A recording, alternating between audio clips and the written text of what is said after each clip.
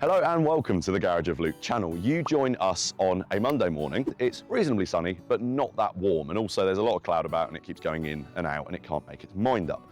However, that is not a problem because today we are taking my £414 double Cat D BCA Bucket of a Peugeot to Cornwall because I thought Jamie has been doing such a fantastic job behind the camera, as you guys will have seen on the first few videos, that he deserved a nice meal out. And rather than taking him to, I don't know, McDonald's or a cafe down the road, I thought, why don't we go away, make a little trip of it, and we'll pop over to Cornwall and find something nice to have there. And mainly I just wanted an excuse to prove to you that a £414 Peugeot deserves a second chance at life, which I'm sure it does, because it's definitely fixed and definitely is not in limp mode anymore. We are going to take this there. We're going to, I'm sure, have just the most stress-free, relaxing, delightful road trip. And hopefully by the time we get there, I will feel slightly less ill, as you might be able to tell by my voice. And two, it will be delightfully sunny because Cornwall is always sunny and the weather is always delightful.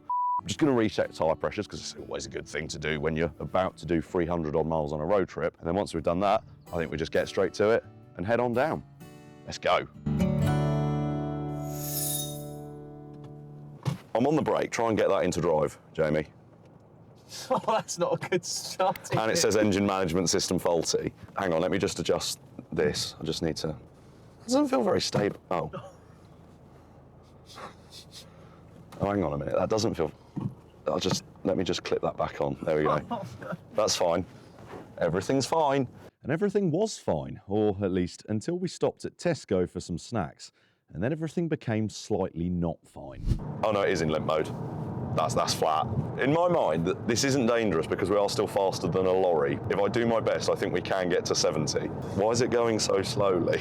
Well, this isn't going to be inconvenient at all over the entire course of this road trip. Small situation update. We've just stopped because we needed to get some essential goods for the journey from Tesco. We turned the car back on, and then the electric power folding mirrors kept opening and closing on their own, and the interior lights all stayed on, which is very confusing, and I think this car might have some electrical gremlins. However, the engine light's now on. It was in limp mode, but now that the engine light's on, it's out of limp mode. Work that one out. Hopefully, fingers crossed, it stays like that because it was very inconvenient because we went up quite a big hill and it might have slowed down to 60. If it can do 60, it's fine because that means it's as fast as a lorry, so I'm not causing a hazard to the other people on the road. And currently, it's now not in limp mode and therefore it is the fastest car in the world. We have managed to do 23 miles, I believe, of our 300 odd miles. We have got 279 left. I think we just need to buckle down, take advantage of the car not being in limp mode, stick it on cruise control and get some miles under our belt. You'll join us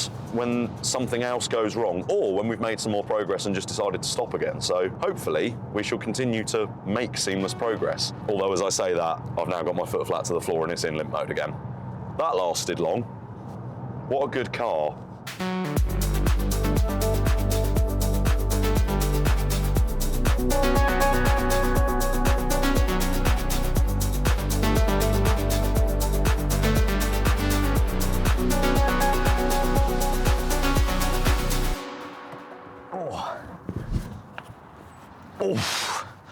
So, we have done nearly 3 hours of driving. We are more than halfway there and we have stopped at Gordon Services. I know it's Giordano, but it's Gordon Services, just outside of Bristol. Situation report.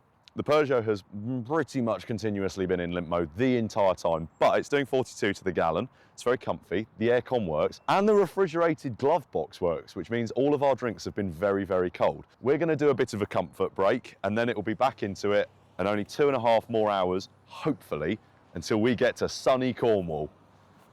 Oh, gonna blow up the bog. After an explosive trip to the Giordano toilets, God, that single ply's just taken an absolute hammering. We got back into the Peugeot to continue our road trip. Next stop, Cornwall.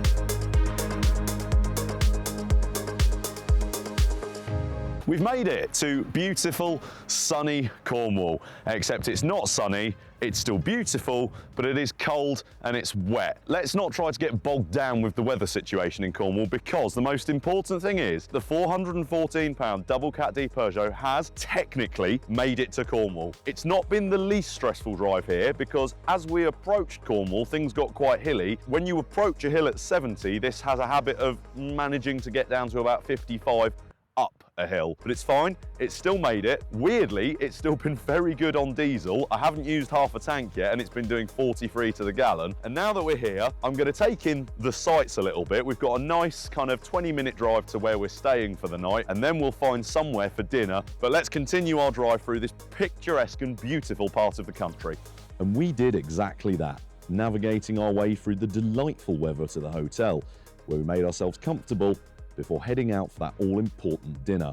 I'm just not sure it's quite what Jamie had in mind. It's not often I get to take someone out for a nice meal, Jamie. I hope you're looking forward to this. Yeah, I like Wetherspoons. Did we drive 300 miles for this, though?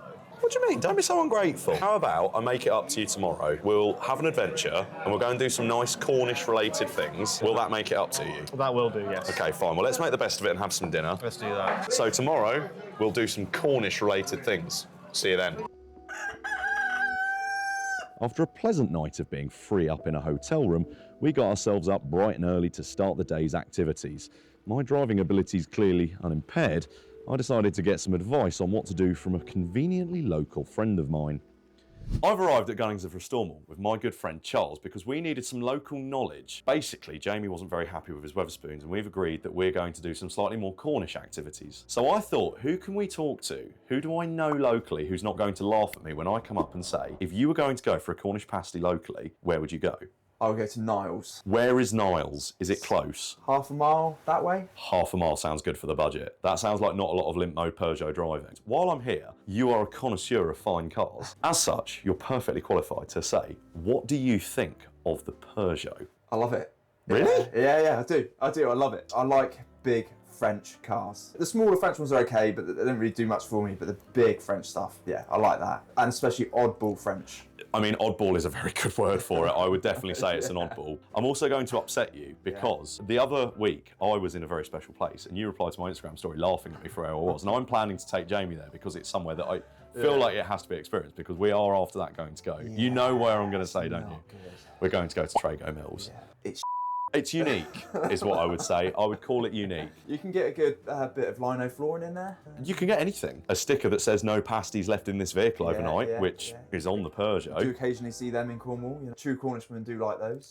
Yeah, so we're going to have a pasty, and then we're going to go to TGO Mills, and that hopefully will then give Jamie enough of an idea of Cornwall. A place that nobody in Cornwall actually really likes, and a piece of food that everyone in Cornwall knows that everyone just thinks is the only thing good about Cornwall. Yeah, pretty much, yeah. There's actually a lot good about Cornwall. Yeah. Especially where we're standing now. If you want a Range Rover or any other number of the lovely cars that you sell. Yeah. And where can people find you? Find us online, on our website. Yeah. Gunnings of Restormal, and yeah.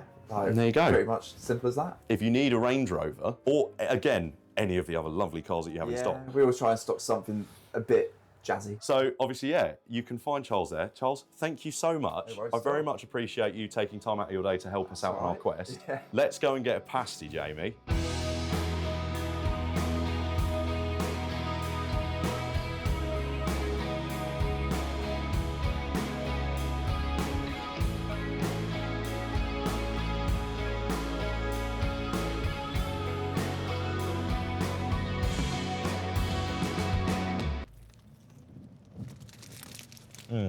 Niles Bakery is the one. And it had a car park, which is very handy. These are good. We'll finish these, and then we'll go to TGO Mills. Yes. After I'd finished covering myself in the evidence of a passionate pasty love affair, we headed to the mighty TGO Mills, where I managed to accidentally park the car on Mr. TGO Mills' helipad, so moved it and prepared Jamie for my most favourite place. So, we have arrived at the mighty TGO Mills, somewhere that I only came to for the first time a few weeks ago. Are you excited? I am. This doesn't look anything like what I would have imagined it to I was look like. literally about to say, does it look like what you expected at all? No, it's exceeded expectations before we've even gone in. And so that is already a good mark for TGO Mills. It's a magnificent location, but it gets even more magnificent inside. So let's go. Now, Addison, Jamie, we're going camping and we have found the camping section because, of course, it has a camping section. What do we need? Oh, 22 litre electric cool box. Now that is nice, but we never go for the first bargain at TGO. That is nice. Padres XL kitchen tap. 203.99, that's a 119.99. It's just straight up bargains at TGO, Jamie. I like this. It's a mini fire pit, so we can sit by the fire pit and each other. Oh, Addison's getting well into it. He's it's got a fold-out table on it. Here we have sleeping bags. Look at how cheap the sleeping bags are. What's the cheapest? Oh, there we go. Look, 8XL, 8 tog, down to -16. What else have they got? Oh, hang on, this is all handy stuff. Look, this is like a water holder that folds out like an accordion. So you can put 15 litres of water in it, but it folds flat. Also, do either of you want to buy a motorbike? Because you can buy a motorbike here. Yeah, give me that. Give me that. We'll have that. This will be nice. I'm going to be completely honest with you here. The TGO Mills situation was, unsurprisingly, getting a little bit out of hand at this point. Overall, I would say that was very successful. I mean, we have bought slightly different amounts of stuff. What did you think of TGO Mills? I don't think I'll be leaving with all of this, if I'm being honest, but... It's great, isn't it? It is a good spot. Right, let's go and pop it all back in the Peugeot. I think it's been a successful day. We're not far off heading home, are we? Let's run to the Peugeot and pop this all away. Right, you're going to want to go just straight for here, yeah, that's it. Just do one of those. No, you're going the wrong way, just this way, that's it. Come on. I don't like this. Still got your wiper blades? Yeah. Okay, that's good. How far to go? Got about 12 metres to Peugeot, 10 metres to Peugeot, 5 metres to Peugeot, 2 metres to Peugeot. We're at the Peugeot. Do you want me to take your... Can you take my bucket off? Thank you. This is better, to be fair. I'm going to take the... Just... Yeah, there you go, you're close. Do you want me to take your bucket off? Yeah, if you could. Right, watch the... Oh. Following that exceptionally violent attack on poor Jamie, we embarked into the Peugeot and headed for the exit.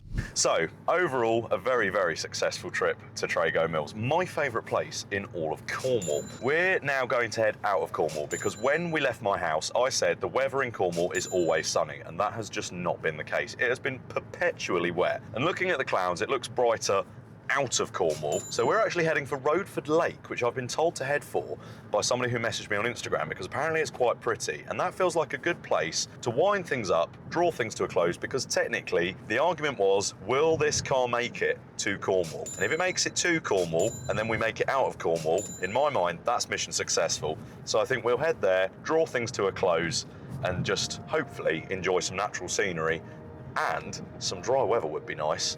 So I'll see you there.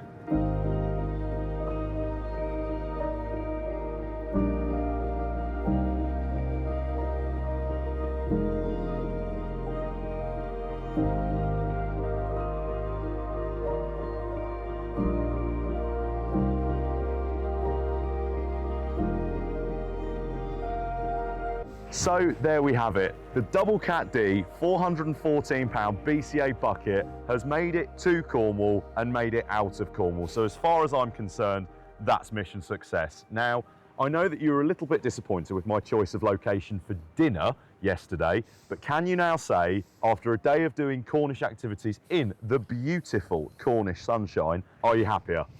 Yes, I think ads behind the camera will agree with me. The pastries they sell down here are different gravy, so that definitely made up for the weather at least. They were fantastic. Big props to Charles for the suggestion of Niles Bakery down in St Austell. That was fantastic. Do you know what? Let's talk about the car, because we can't ignore the fact that despite the fact this has spent quite a large amount of the time in limp mode, everything has pretty much worked for the duration. It's been really, really comfortable. And do you know what? as I said to you, if it had boost, I'd be daily in this because it's a fantastic car. Have you enjoyed being a passenger in it? Joe, it's been really comfortable, and the legroom is surprised, especially with the size of the boot. You wouldn't expect the legroom in the front and the back to be as much as it is, but it's really, really comfortable car, actually. It's been a good car. It'd be a good crew car, as I say, if it was actually a bit more reliable on the boost front. But look, it's made it. It was a car that realistically probably should have been scrapped. It's been dragged out of BCA and given a second lease of life. I really hope you've enjoyed this format. If you want to see more of this kind of stuff, please do let me know. Like the video, leave a comment to let me know what your thoughts were, and we'll see you next time. We're going to get in because it's horrible out here and we're going to go home. Let's do that. Home time it is.